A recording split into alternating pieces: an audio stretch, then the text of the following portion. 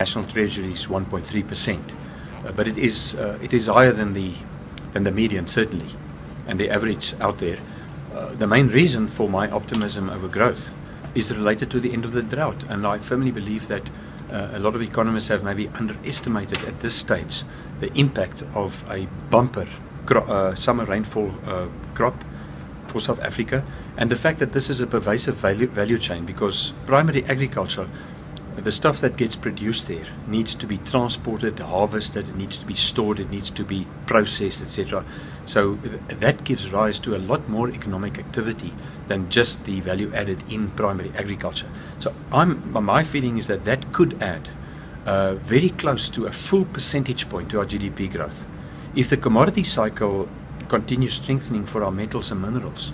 then we are looking at, probably from a low base, at least another 50 basis points, just coming from another primary sector. So quite frankly, if retail and finance, if they grow at fairly modest rates this year, I think 2% is